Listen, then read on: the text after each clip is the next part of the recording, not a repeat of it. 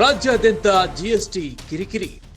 ಸಣ್ಣ ಪುಟ್ಟ ವ್ಯಾಪಾರಿಗಳಿಗೆ ಲಕ್ಷಾಂತರ ರೂಪಾಯಿ ಜಿಎಸ್ಟಿ. ವಾಣಿಜ್ಯ ಇಲಾಖೆ ನೋಟಿಸ್ ವಿರುದ್ಧ ಸಿಡಿದೆದ್ದ ವ್ಯಾಪಾರಿಗಳು. ಇಷ್ಟು ದಿನ ಮಲಗಿದ್ದು ಈಗ ನಿದ್ದೆಯಲ್ಲಿ ಎದ್ದು ಬಂದ್ರ ಅಧಿಕಾರಿಗಳು. ಪ್ರತಿದಿನ ದುಡಿದು ತಿನ್ನಬೇಕಾದವರ ಅನ್ನಕ್ಕೆ ಕೈ ಹಾಕಿದ್ರ ತೆರಿಗೆ ಅಧಿಕಾರಿಗಳು. ರೊಚ್ಚಿಗೆದ್ದ ವ್ಯಾಪಾರಿಗಳು ಸರ್ಕಾರಕ್ಕೆ ಮಂಗಳಾರತಿ. ನಮಗೆ ಯುಪಿಐ ಬೇಡ, ಓನ್ಲಿ ಕ್ಯಾಶ್ ಎನ್ನುತ್ತಿದ್ದಾರೆ ವ್ಯಾಪಾರಿಗಳು. 23ರಿಂದ ರಾಜ್ಯಾದ್ಯಂತ ಪ್ರತಿಭಟನೆಗೆ ತೀರ್ಮಾನ. 25ಕ್ಕೆ ಬೆಂಗಳೂರಿನಲ್ಲಿ ಪ್ರತಿಭಟನೆಗೆ ದೊಡ್ಡ ವೇದಿಕೆ ಸಜ್ಜು.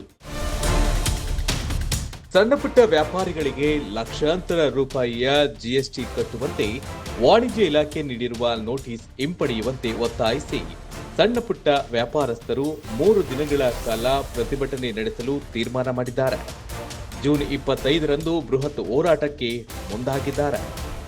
ಏಕೀಕೃತ ಪಾವತಿ ವ್ಯವಸ್ಥೆ ಯುಪಿಐ ಮೂಲಕ ವರ್ತಕರು 2021ರಿಂದ 22, 24ರಿಂದ 25ರ ಸಾಲಿನಲ್ಲಿ ಯುಪಿಐ ಮೂಲಕ ನಡೆಸಿರುವ ವಹಿವಾಟಿನ ವಿವರವನ್ನ ಸೇವಾ ಪೂರೈಕೆದಾರರಿಂದ ಇಲಾಖೆ ಸಂಗ್ರಹಿಸಿದೆ.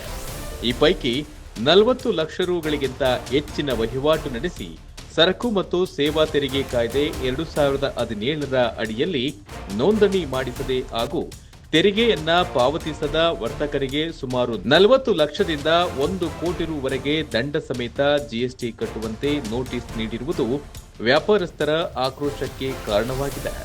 ಇದರಿಂದ ಕಾಂಡಿಮೆಂಟ್ಸ್, ತರಕಾರಿ, ಹೂವು, ಹಣ್ಣು, ಹಾಲು, ಬೇಕರಿ, ಪಾನಿಪುರಿ, ಫಾಸ್ಟ್ ಫುಡ್, ಮಾಂಸದ ಅಂಗಡಿಗಳು ಸೇರಿದಂತೆ ಸಣ್ಣ ಪುಟ್ಟ ವ್ಯಾಪಾರಸ್ಥರು ಕಂಗಾಲಾಗಿದ್ದಾರೆ.